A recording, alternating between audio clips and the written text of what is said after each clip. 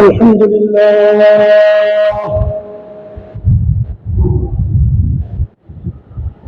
الحمد لله وكفى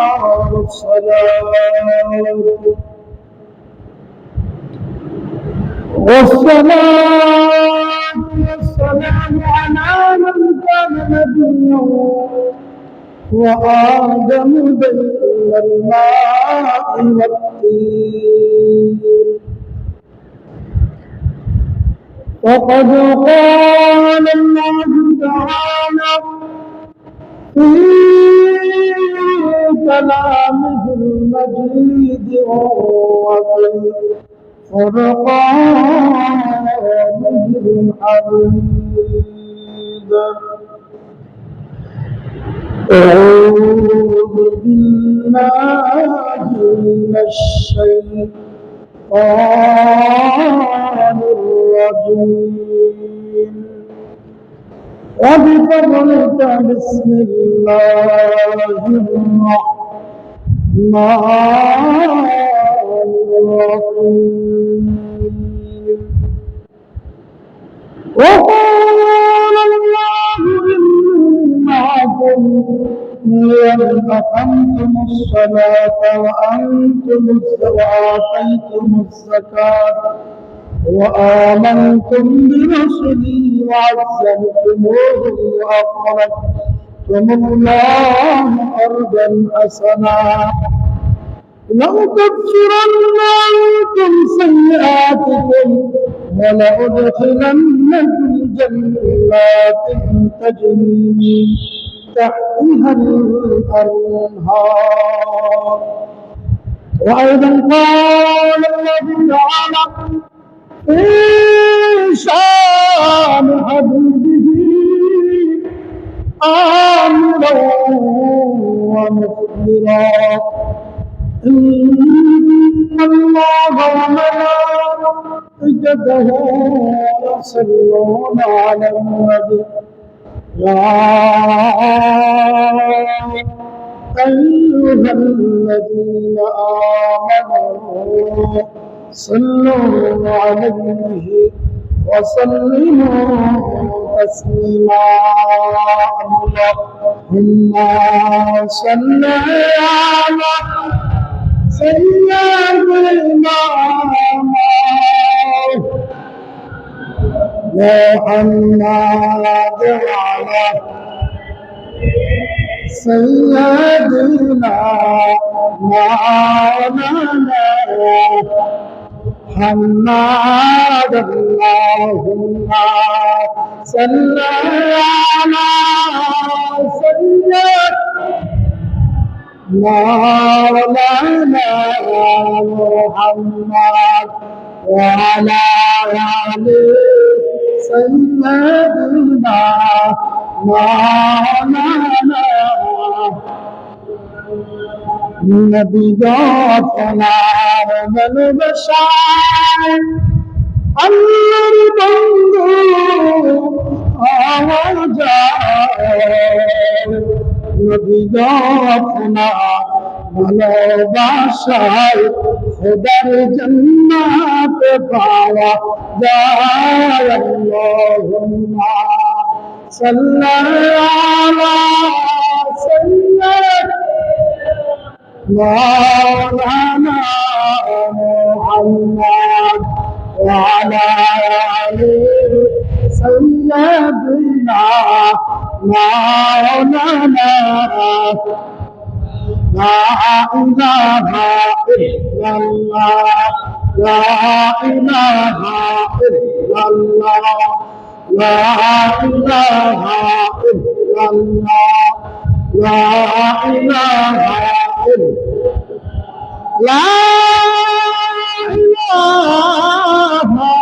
إلا الله محمد رسول الله সাল্লাল্লাহু তাআলা আলাইহি ওয়াসাল্লাম। উপস্থিত মুআজ্জিজ মুহতারাম উলামায়ে কেরাম মুরব্বিয়ান আযম যুবক ভাইরা পর্দানিশী মা বোনেরা সকলের প্রতি আন্তরিক সালাম আসসালামু আলাইকুম ওয়া রাহমাতুল্লাহি ওয়া বারাকাতুহু। মহান আল্লাহ জাল্লা শানুহুর দরবার অসংখ্য অগণিত শুকরিয়া আদায় করছি যে রব্বুল আলামিন আজকের এই পবিত্র জুমার নামাজের মধ্যে আপনাকে আমাকে আসার বসার তৌফিক এনায়েত করেছেন। সেজন্য শুকরিয়া আদায় একবার বলি আলহামদুলিল্লাহ।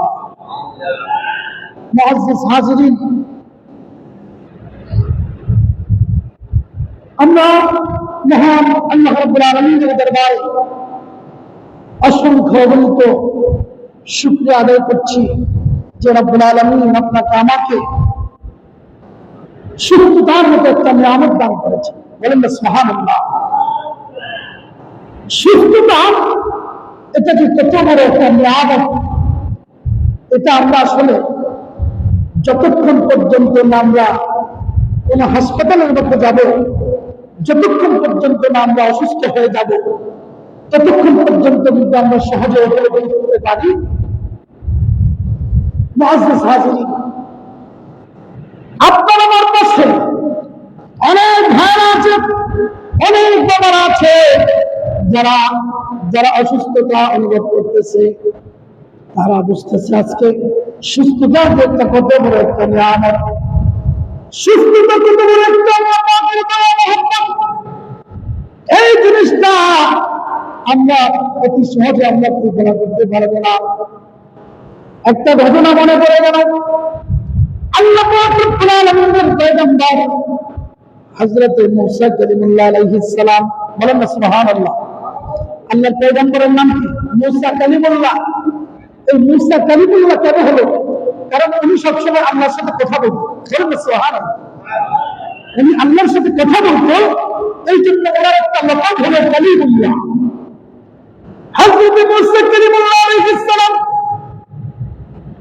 মহান রব্বুল আলামিনের সাথে যখন কথা বলা আর এক পর্যায়ে বলতেছে, ও রব্বুল আলামিন, ও মাবুদ আল্লাহ, আপনাকে আমার একটা প্রশ্ন করতে চাই। আল্লাহ পাক রব্বুল আলামিন মূসা কালিমুল্লাহকে ডাক দিয়ে বলেন, মূসা রে, তুমি আমাকে কি প্রশ্ন করতে চাও? মূসা কালিমুল্লাহ ডাক দিয়ে বলে, আল্লাহ, আমার প্রশ্নটা হলো, তুমি তো হলো রব, তুমি তো হলো আল্লাহ, তুমি সমস্ত জগতের মালিক। আমি তোমাকে একটা প্রশ্ন করতে চাই। এই প্রশ্নটা হলো যে, হে রব্বুল আলামিন, আমার এই প্রশ্নটা হলো, আমি হলাম মূসা কালিমুল্লাহ, আপনি হলেন আল্লাহ। আমার একটা প্রশ্ন হলো, আপনি যদি মূসা কালিমুল্লাহ হইতেন আর আমি যদি আল্লাহ হইতাম, তাহলে আপনি আমার কাছে কি চাইতেন? বলেন সুবহানাল্লাহ। বলতেছে কি, মূসা আলাইহিস সালাম বলতেছে, আপনি যদি আল্লাহ হইতেন, হ্যাঁ, আমি যদি আল্লাহ হইতাম, আপনি যদি মূসা কালিমুল্লাহ হইতেন, তাহলে নিশ্চয়ই আমার কাছে কি চাইতেন? আপনি কি জিনিসটা চাইতেন বলেন? আল্লাহ ডাকতে বলে, মূসা কালিমুল্লাহ, এটা তো কখনো সম্ভব নয়। মূসা কালিমুল্লাহ ডাক দিয়ে বলে, আল্লাহ ঠিক আছে, আপনার কথাও ঠিক আছে, এটা কখনো সম্ভব নয়, কিন্তু আমার প্রশ্নটা হলো, মনে মনে ধরে নিলাম একটা, আপনি ধরে নেন আমি হলাম আল্লাহ, মূসা কালিমুল্লাহ। এমন যদি হতো, আপনি আমার কাছে কি চাইতেন? তখন আল্লাহ বুঝে গেছে মূসা কালিমুল্লাহ কোনো একটা কিছু জানতে চায়। আমার আল্লাহ ডাকতে বলে, মূসা কালিমুল্লাহ রে, হ্যাঁ মূসা কালিমুল্লাহ, তুমি যদি আল্লাহ হইতা, আমি যদি মূসা কালিমুল্লাহ যদি হইতাম, তাহলে আমি তোমার কাছে সব চাইতে একটা জিনিস চাইতাম। এই জিনিসটার নাম হলো সুস্থতা। বলেন না সুবহানাল্লাহ। সুস্থতা। হযরত মূসা কালিমুল্লাহ বুঝে গেলেন, রব্বুল আলামিন, আমার উদ্দেশ্য ছিল আপনার কাছে কোন জিনিসটা সবচেয়ে বড় নিয়ামত, আপনি কোন জিনিসটাকে সবচেয়ে বেশি ভালোবাসেন, এই জিনিসটাকে আমরাও ভালোবাসতে চাই। বলেন সুবহানাল্লাহ। মূসা কালিমুল্লাহ ডাক দিয়ে বলেন, রব্বুল আলামিন, আপনি যেহেতু সুস্থতাকে ভালোবাসেন, তাহলে আমার বুঝার বাকি নাই মানুষের মধ্যে সুস্থতা হলো সবচেয়ে বড় নিয়ামত। বলেন না সুবহানাল্লাহ। এই জন্য আল্লাহ যে আমাদেরকে সুস্থ রাখছে, এর চেয়ে আর বড় নিয়ামত আছে? এই জন্য বলেন, আপনি আমি যদি জীবনের শুরু থেকে শেষ পর্যন্ত যদি আল্লাহর যদি প্রশংসা আদায় করি, এই যে আল্লাহ তাআলা আমাদেরকে সুস্থ রেখেছেন, এই সুস্থ রাখার বদৌলতে যদি আমরা জন্ম থেকে মৃত্যু পর্যন্ত তার প্রশংসা আদায় করি, কিতাবের মধ্যে আসতেছে কিয়ামত পর্যন্ত সারা জিন্দেগি যদি আল্লাহর শুকরিয়া আদায় করো, আল্লাহর একটা নিয়ামতের শুকরিয়া আদায় করে শেষ করা যাবে না। আল্লাহ রাব্বুল আলামিন বলতেছেন পবিত্র কুরআনুল কারীমের মধ্যে,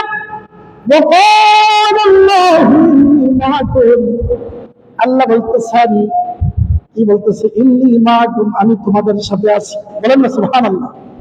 আল্লাহ কি বলতেছেন? আমি তোমাদের সাথে আছি।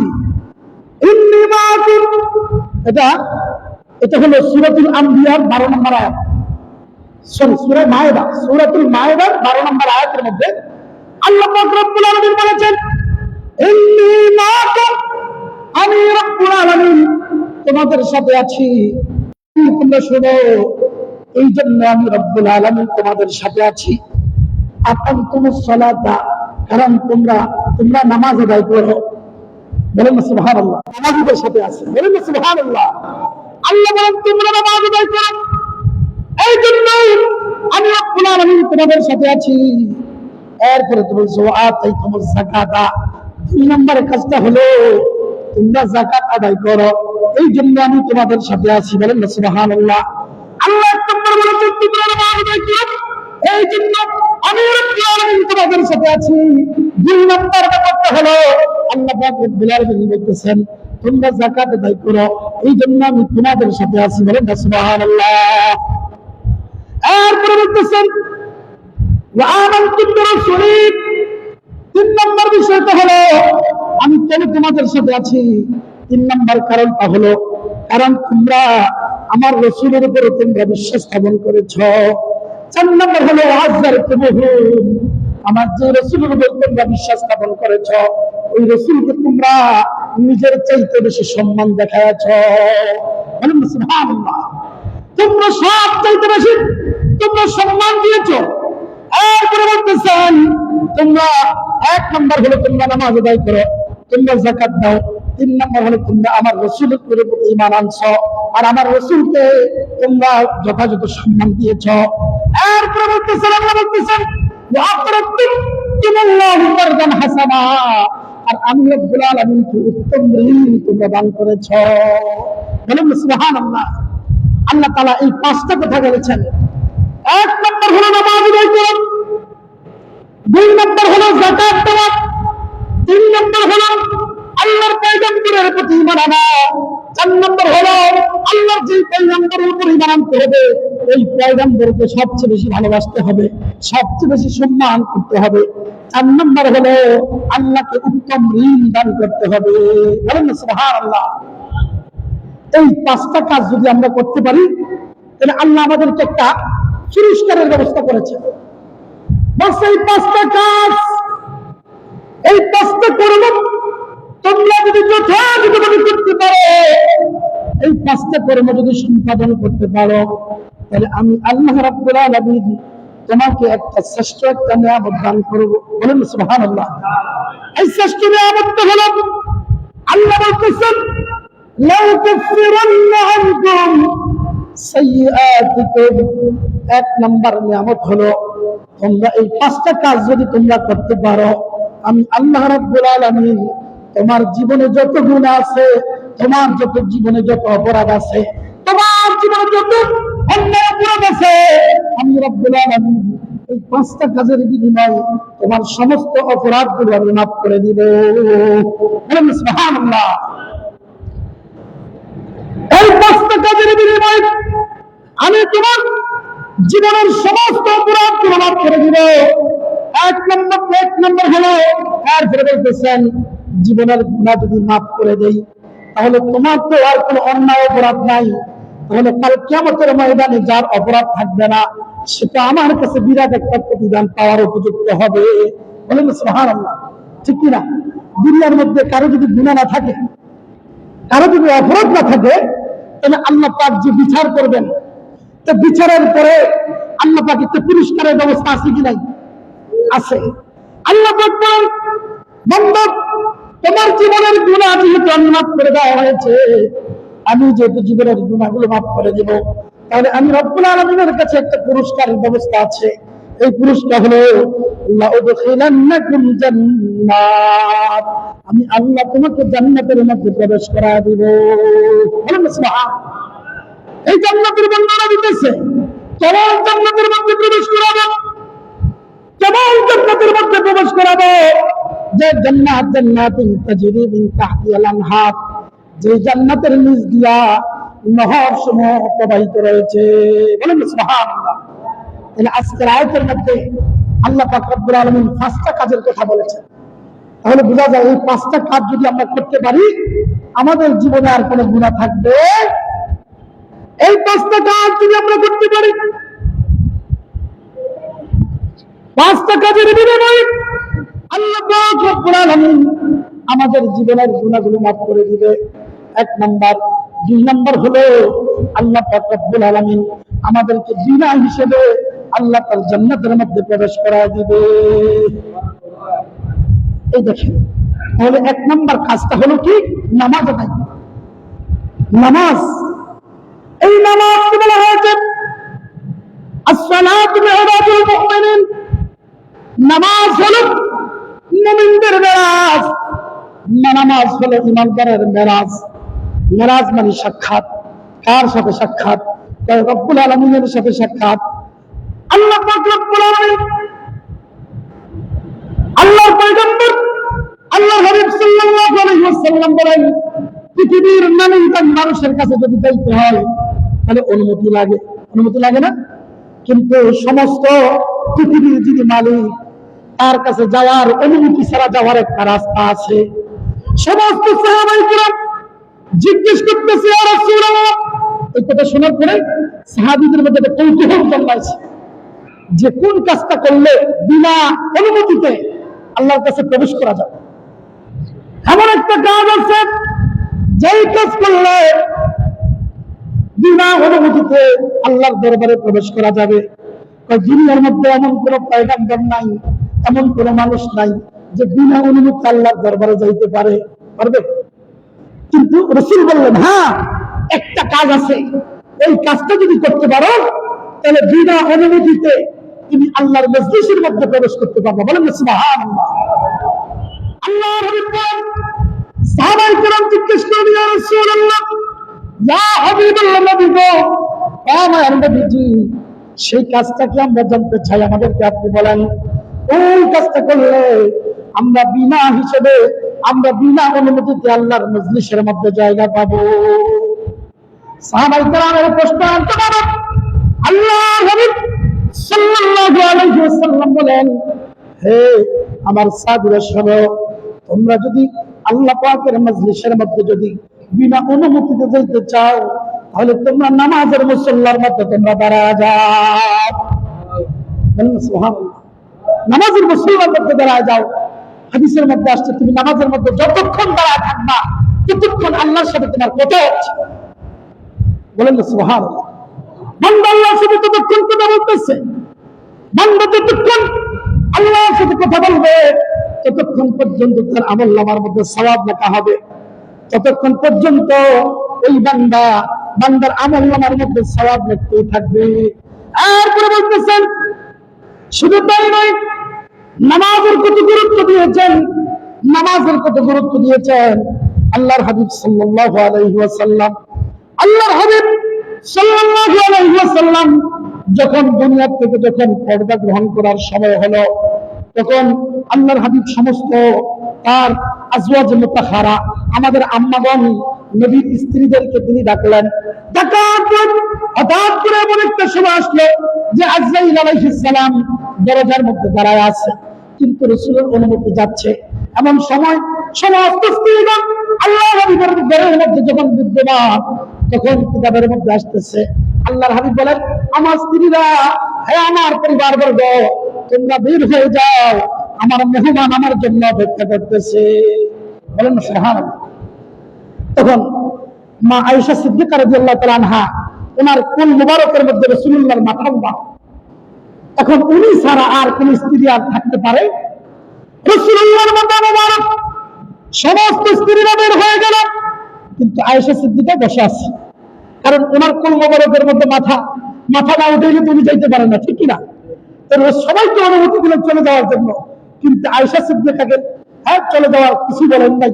যার কারণে উনি রয়ে গেলেন, যেহেতু রাসূলুল্লাহর মাথা মুবারক তার কোল মুবারকের মধ্যে।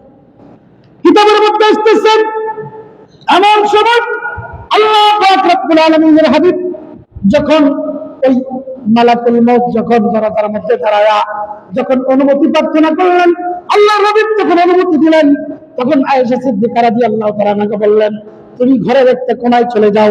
তখন একটা কোণার মধ্যে যখন চলে গেলেন, আয়েশা সিদ্দিকা ওই ঘরের কোণার মধ্যে দাঁড়া তাদের কথাবার্তাগুলো শুনতেছেন। এই কথা বলতেছেন যে প্রথমে আয়েশা সালাম দিছে, সালাম দেওয়ার পর বলতেছেন, ইয়া রাসূলুল্লাহ, ইয়া হাবিবাল্লাহ, নবী গো, পৃথিবীর মধ্যে আমি যতবার আগমন করেছি, যত জনের কাছে এসেছি, যত মানুষের কাছে এসেছি, পৃথিবীর মধ্যে আমি যতবার এসেছি, কারো কাছে অনুমতি নেওয়ার কোনো আমার আদেশ ছিল না।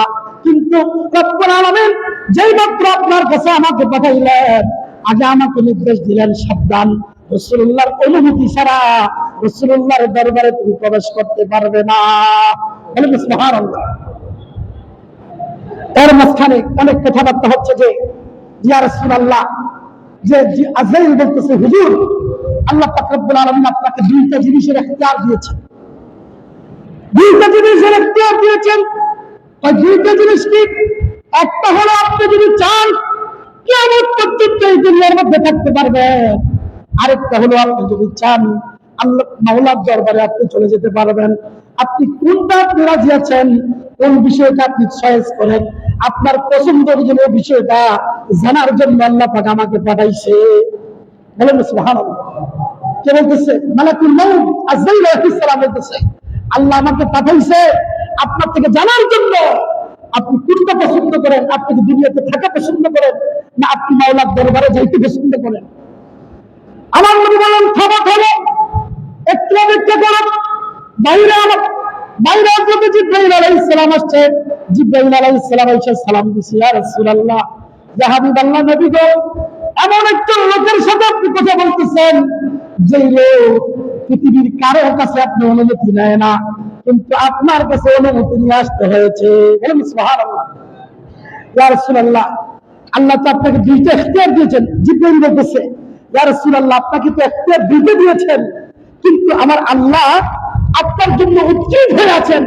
আপনি প্রথম আপনার আল্লাহর দরবারে আপনি উপস্থিত হবেন, এই জন্য আপনার জন্য উজ্জীব হয়ে আছেন। সেই সংবাদটা কি মালাকুল মউত আপনাকে এখনো দেয় না? তখন অনেক কথাবার্তা বলার পরে এরপরে জিজ্ঞেস করতেছেন, হ্যাঁ ভাই জিবরাইল, তোমার কাছে জানতে চাই, আমি আমার আল্লাহ তো আমার জন্য অপেক্ষা করতেছেন, আমার জন্য উজ্জীব হয়ে বসে আছেন। হ্যাঁ জিবরাইল, আমি আমার একটা তথ্য জানতে চাই জিবরাইল। ওই তথ্যটা কি? ওই তথ্যটা হলো, আমি দুনিয়া থেকে বিদায় গ্রহণ করব, কিন্তু আমার গুনাহগার উম্মত কার হাওলার মধ্যে থাকবে, আমার গুনাহগার উম্মত গুলো কার জিম্মাদারির মধ্যে থাকবে। বলেন সুবহানাল্লাহ। এতদিন তো আমি রাসূলুল্লাহর জিম্মাদারির মধ্যে ছিল, কিন্তু আমি দুনিয়া থেকে চলে যাওয়ার পর আমার উম্মত গুলো কার জিম্মাদারির মধ্যে থাকবে? হযরত জিবরাইল বলতেছেন, হুজুর, আমি আল্লাহর কাছে অনুমতি নেই। তখন আল্লাহর কাছে চলে যাওয়ার পরে বলতেছেন, ও জিবরাইল, তুমি যাও, আমার হাবিবকে জানা দাও যে আমার হাবিব যেন এই ব্যাপারে কোনো চিন্তা না করে, যে আমি আমার হাবিবের উম্মতের ব্যাপারে আমি কিয়ামতের ময়দানে আমি আমার হাবিবের উম্মতের ব্যাপারে আমি হাবিবকে লজ্জিত করব না। বলেন সুবহানাল্লাহ। আমি হাবিবুল্লাহকে লজ্জিত করব না। এর সাথে সাথে আরেকটা তথ্য জানা যায়, সর্বপ্রথম সমস্ত মানুষগুলো যখন মারা যাবে, সবাই যখন দুনিয়া থেকে বিদায় গ্রহণ করবে, আল্লাহ পাক রব্বুল আলামিন সবাইকে যখন আবার দুনিয়ার মধ্যে আবার জীবিত করবেন, কবর থেকে উঠাবেন। এই কথাটা জানা দাও যে সর্বপ্রথম আল্লাহ পাক রব্বুল আলামিন আপনাকে কবর থেকে আপনাকে সর্বপ্রথম আল্লাহ তাআলা জীবিত করবে, দুনিয়ার মধ্যে উঠাবে। সর্বপ্রথম আপনাকে দুনিয়ার মধ্যে উঠাবে হাসরের ময়দানে যাওয়ার জন্য। এমন সময় আপনাকে সর্বপ্রথম দুনিয়ার মধ্যে আপনাকে উঠাবে। উঠানোর পরে সমস্ত হাসরের ময়দানের মধ্যে আপনাকে সবচেয়ে বেশি আপনার জন্য আপনাকে সবার হাসরের ময়দানের মধ্যে আপনাকে সবচেয়ে উচ্চ মাকাম আপনাকে দেওয়া হবে। বলেন সুবহানাল্লাহ। সবচেয়ে উচ্চ মাকাম আপনাকে দেওয়া হবে। শুধু তাই নয় জানেন, সবচেয়ে আশ্চর্যের ব্যাপার হলো আপনি যে উম্মতের ব্যাপারে আপনি এত পেরেশান, আপনি আল্লাহ রাব্বুল আলামিন আপনাকে একটা শুভ সংবাদ দিয়েছেন। ওই শুভ সংবাদটা হলো আপনার উম্মতকে জান্নাতে প্রবেশ না করাইয়া অন্যান্য কোন নবীর উম্মতকে আল্লাহ জান্নাতে প্রবেশ করাইবে না। বলেন সুবহানাল্লাহ। কিতাবের মধ্যে লেখছে যে আপনার উম্মত জান্নাতে যাওয়ার আগ পর্যন্ত সমস্ত নবীর উম্মতের জন্য জান্নাতে যাওয়া হারাম। বলেন সুবহানাল্লাহ। রাসূলুল্লাহকে কত বেশি ভালোবাসছে। এই জন্য রাসূলুল্লাহ এই কথা শোনার পরে রাসূলুল্লাহ বলেন, আমি খুশি হয়ে গেলাম। আমার দুনিয়ার যত পেরেশানি ছিল আমি চিন্তামুক্ত হয়ে গেলাম। হে জিবরাইল ভাই, আমার এতক্ষণ আমি যে পেরেশানির মধ্যে ছিলাম, যে একটা টেনশনের মধ্যে ছিলাম, আমি এখন চিন্তামুক্ত হয়ে গেলাম। এই কথা বলার পরে হযরত জিবরাইল যেই মাত্র বিদায় গ্রহণ করলো, তখন আজরাইল আলাইহিস সালাম আবার আসলেন, বলতেছেন, হুজুর আমাকে আপনি এখনো সময় আছে, এখনো কিছু সময় বাকি আছে, আমাকে আপনি দয়া করে আপনি আপনার ব্যাপারে আমার মন্তব্যটা আপনার ইয়েটা জানায় দেন, আপনার আর্জিটা জানায় দেন। আপনি কি দুনিয়ার মধ্যে থাকতে চান না মাওলার দিদারে চলে যেতে চান? তখন একটা কথা বলছেন যে রাফিকুল আলা, না আমি দুনিয়ার মধ্যে থাকতে চাই না, আমাকে আমার প্রভুর দরবারে নিয়ে যাও। বলেন সুবহানাল্লাহ। আমাকে আমার মাবুদের দরবারে, মাওলার দরবারে নেওয়ার ব্যবস্থা করে দাও। বলেন সুবহানাল্লাহ। বাবাজি আমার, এই জন্য দেখেন রাসূলুল্লাহ সাল্লাল্লাহু আলাইহি ওয়াসাল্লাম কে এমন একটা শান মর্যাদা দেওয়া হয়েছে, এমন একটা শান ও আযমত দেওয়া হয়েছে। এই জন্য রাসূলুল্লাহ সাল্লাল্লাহু আলাইহি ওয়াসাল্লাম দুনিয়া থেকে চলে যাওয়ার পরেও একটা বিধান চালু করেছেন যে দেখেন রাসূলুল্লাহ যেখানে রাসূলুল্লাহ যেই পাশে শুয়ে আছেন, যেখানে রাসূলুল্লাহ শুয়ে আছেন, রাসূলুল্লাহর পাশে আরেকজন সাহাবী আবু বকর সিদ্দিক রাদিয়াল্লাহু তাআলা শুয়ে আছেন।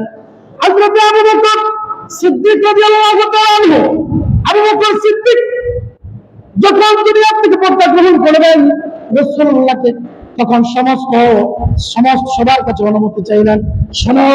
শোনো, আমাকে রাসূলুল্লাহর অনুমতি ছাড়া রাসূলুল্লাহর পাশে দাফন করবে না, যতক্ষণ পর্যন্ত না রাসূলুল্লাহ রওজা শরীফ থেকে অনুমতি না দেয়, ততক্ষণ পর্যন্ত আমাকে রাসূলুল্লাহর পাশে দাফন করবে না।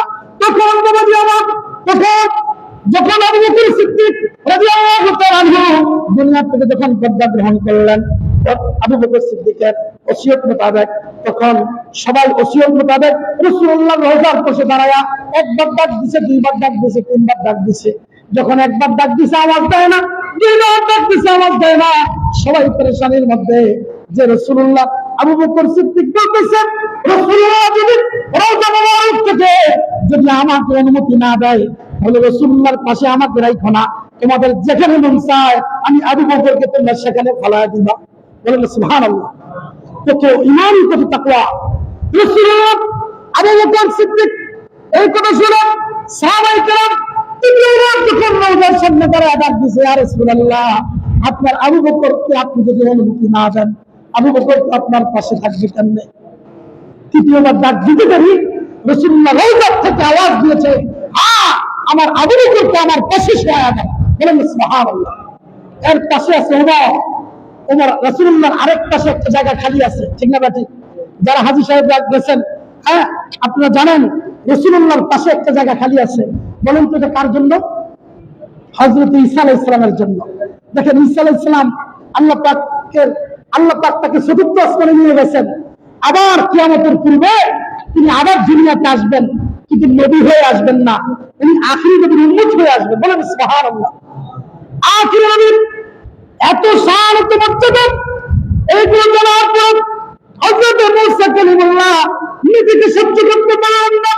হযরত মূসা কালিমুল্লাহ বলেন, কারণ উনি সবসময় আল্লাহর সাথে কথা বলতেন, কথা বলার পরে বলতেছে, আল্লাহ তুমি আখির নবীর উম্মতদেরকে এত মর্যাদা দিয়েছো, এত সম্মান দিয়েছো, যে আখির নবীর উম্মত যতক্ষণ না জান্নাতে যাবে কোন নবীর উম্মতকে তুমি জান্নাতে প্রবেশ করাইবা না। এই জন্য হে রব্বুল আলামিন, আমি তো নবী হতে না চাই না, আমাকে নবী না বানাইয়া যদি আখির নবীর উম্মত বানাইতা। বলেন সুবহানাল্লাহ। শুধু তাই নয়, এই কথা নয়, আল্লাহর কসম কি করছেন, ওগো রব্বুল আলামিন, আমি আমাকে তুমি আখির নবীর উম্মত বানায়া দাও। তখন আল্লাহ পাক রব্বুল আলামিন জবাব দেয়, ও মূসা কালিমুল্লাহ, তুমি কেমনে আখির নবীর উম্মত হইবা? কারণ আখির নবী তুমি তো দুনিয়ার মধ্যে আগমন করেছো, এখনো তো আখির নবী এখনো দুনিয়ার মধ্যে আসে নাই, তুমি কেমনে আখির নবীর উম্মত হইবা? হে রব্বুল আলামিন, তুমি পারো না এমন কোনো কাজ নাই, আমি জানি তোমার কাছে বড় কোনো কাজ নাই, তুমি চাইলে সব কিছু পারো। আমি তুমি আমাকে যেভাবে হোক আমাকে আখির নবীর উম্মত বানায়া দাও। বলেন সুবহানাল্লাহ। মূসা কালিমুল্লাহ শেষ পর্যন্ত আল্লাহ পাক রব্বুল আলামিন, যেহেতু ওরা মুস্তাজিবুদ দাওয়াত, এটা দোয়া কবুল হয়, আল্লাহ পাক রব্বুল আলামিন কবুল করে নিলেন। এই জন্য কিয়ামতের পূর্বে হযরত ঈসা আলাইহিস সালাম আবার দুনিয়ার মধ্যে আসবেন, কিন্তু রাসূলুল্লাহর উম্মত হয়ে। এই জন্য দুনিয়ার মধ্যে যখন আসবেন, রাসূলুল্লাহ আবার যখন দুনিয়া থেকে পর্দা গ্রহণ করবেন, তখন রাসূলুল্লাহর পাশে তাকে দাফন করা হবে। বলেন না সুবহানাল্লাহ। এই জন্য বাবাজি, শুধু তাই নয়, হযরত ইব্রাহিম খলিলুল্লাহ আলাইহিস সালামের স্ত্রী হযরত হাজরা আলাইহিস সালাম শিশু পুত্র ইসমাঈল আলাইহিস সালামের জন্য পানি আনার জন্য যে পাহাড়ের মধ্যে দৌড়াদৌড়ি করছেন না, এই দৌড়াদৌড়িটা আল্লাহর কাছে পছন্দ হয়ে গেছে।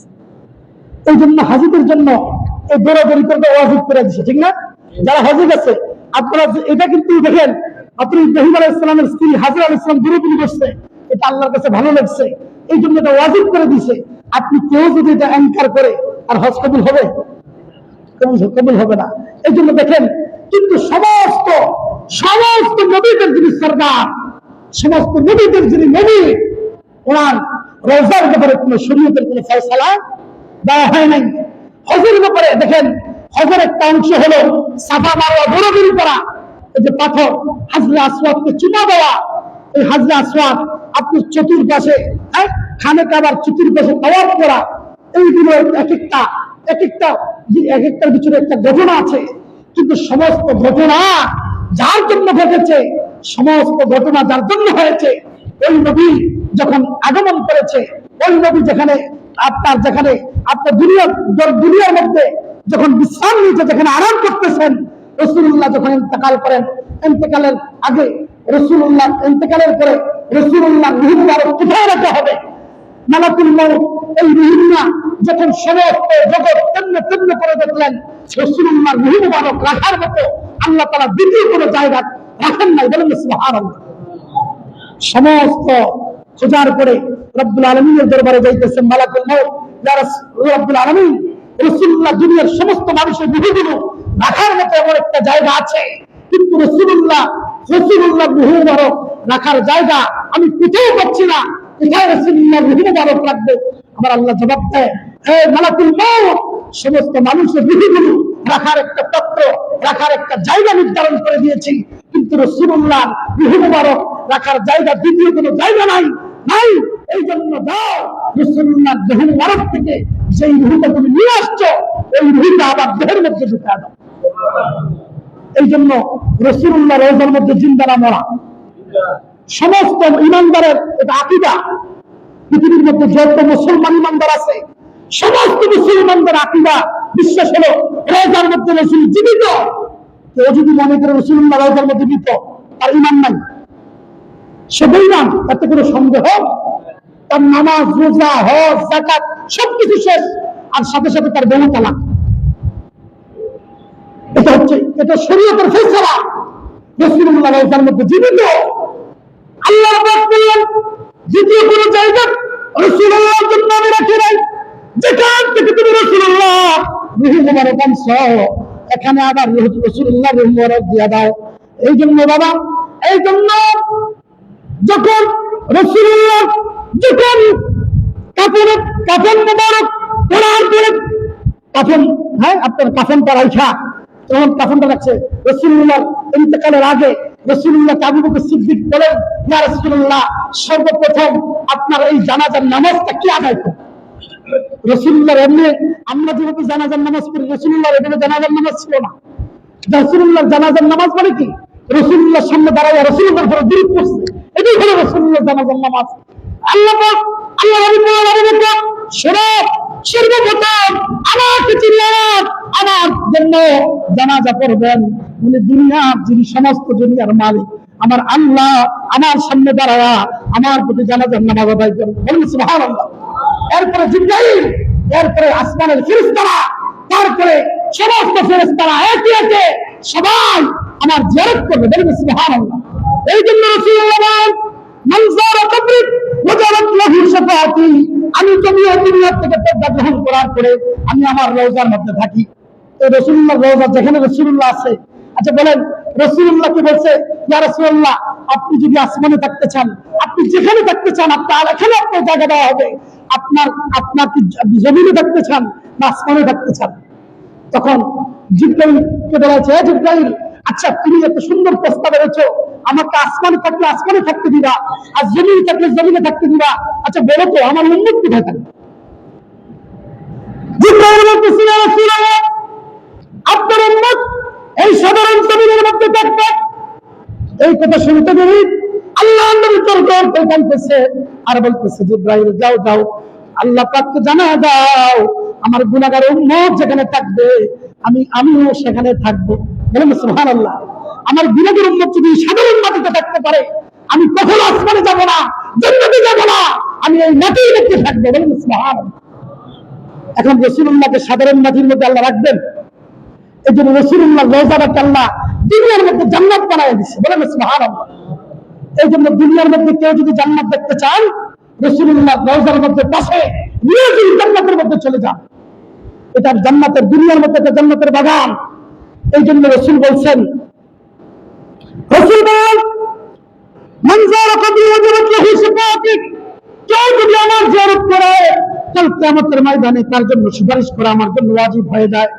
বলেন সুবহানাল্লাহ। আরেক জায়গা আসছে, তিরমিজি শরীফের আরেকটা হাদিস আসছে, মান যে ব্যক্তি হজ করলো কিন্তু আমার জিয়ারত করলো না, সে আমাকে কষ্ট দিল, ফাকাদ জাফানি, সে আমাকে কষ্ট দিল। এই জন্য বলেন, এই হাদিসের ব্যাখ্যা বলতেছেন যে আল্লাহ পাক রব্বুল আলামিন রাসূলুল্লাহ জিয়ারত করা এটা হজের কোন অংশ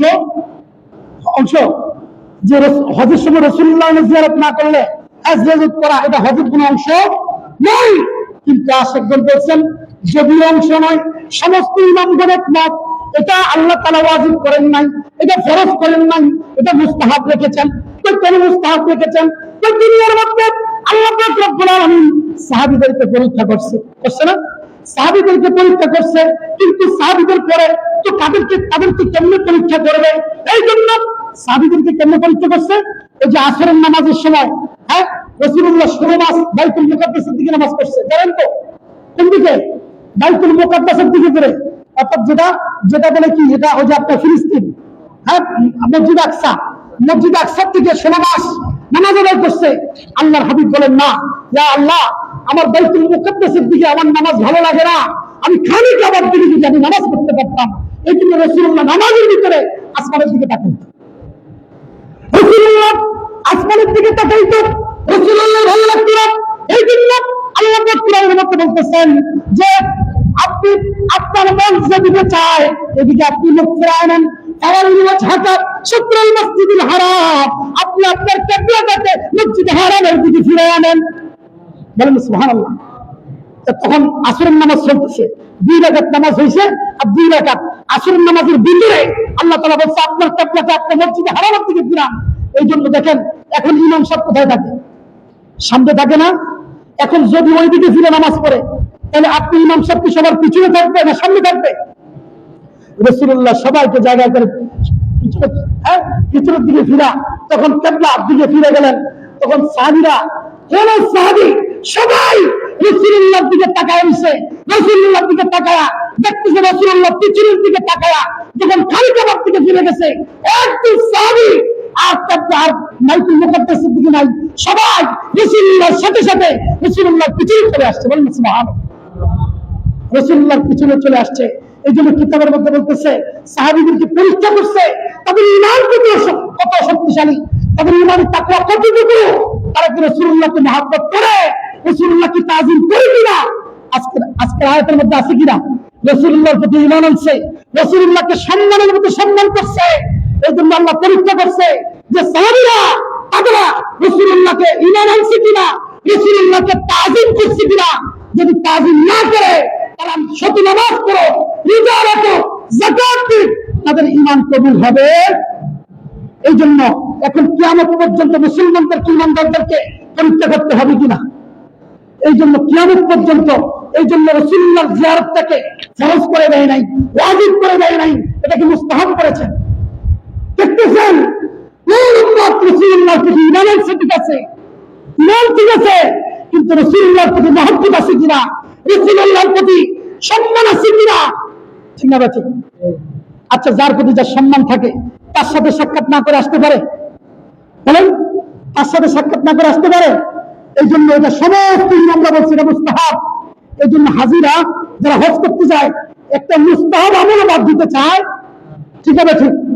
যত ছোট আমলে হাজি সাহেব করে কিনা, হাজি সাহেব চায় যে আমি হজ কত টাকা খরচ করে হজ করতে যাচ্ছি, আমার কোন আমল যাতে বাদ না যায়।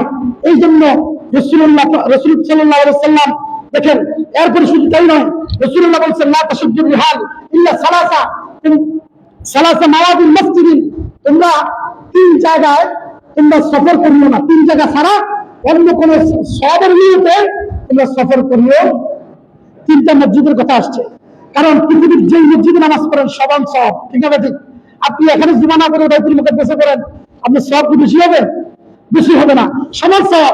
কিন্তু তিনটা মসজিদ ব্যতিক্রম, একটা হলো মসজিদে হারাম, আরেকটা মসজিদে নববী, আরেকটা হচ্ছে মসজিদে আকসা।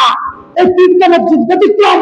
বলছে এই তিনটা মসজিদের মধ্যে রাসূলুল্লাহ বলছেন যে খানে কাবার মধ্যে যে নামাজ পড়ে 1000 রাকাতের সওয়াব, ঠিক আছে ঠিক? আর মদিনা শরীফের মধ্যে 500 রাকাত, হ্যাঁ, এরপরে ওখানে 25,000। এরপরে দেখেন এই জন্য রাসূলুল্লাহ কিন্তু আবার মদিনার জন্য যে 10টা বছর যে মদিনার মধ্যে ছিল, এই মদিনার জন্য রাসূলুল্লাহ কেমন দোয়া করেছেন। যে মদিনার মধ্যে মানুষ থাকতে পারে নাই, যে মদিনার মধ্যে মানুষ আবু বকর গিয়েছেন অসুস্থ হয়ে গেছেন, যারা গেছেন অসুস্থ হয়ে গেছেন, মদিনার মধ্যে ভালো মানুষ থাকতে পারে না। রাসূলুল্লাহ হাত করে দোয়া করেন, আল্লাহ যে মদিনার মানুষগুলো আমাকে আশ্রয় দিয়েছে, যে মদিনার মানুষগুলো আমার উপর ঈমান এনেছে, যে মদিনার মানুষগুলো আমাকে তাজিম করেছে, তুমি তো ঘোষণা দিয়েছ যারা আমার প্রতি ঈমান আনে, যারা আমাকে তাজিম করে, তুমি তাদেরকে মাফ করে দিবা, তাদের গুনাহগুলো মাফ করে দিবা, তুমি তাদেরকে জান্নাতে প্রবেশ করাইবা।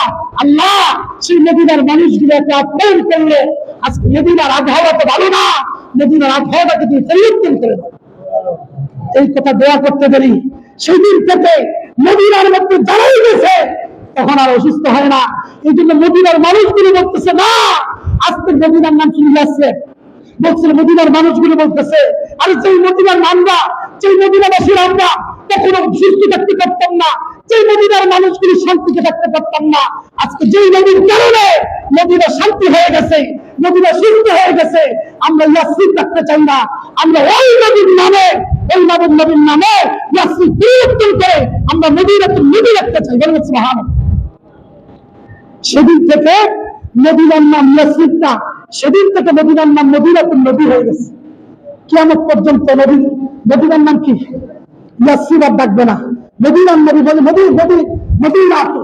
মদিনাতুর রাসূল। এই জন্য মদিনা হয়ে গেছে। আল্লাহ পাক রব্বুল আলামিন আমাদেরকে বুঝার তৌফিক দান করে, সবাই আমিন। ওয়া আখিরু দাওয়ানা আলহামদুলিল্লাহি রাব্বিল আলামিন। আসসালামু আলাইকুম ওয়া রাহমাতুল্লাহি ওয়া বারাকাতুহু। যারা সুন্নাত পড়েন না তারা কবরা জমা দেন।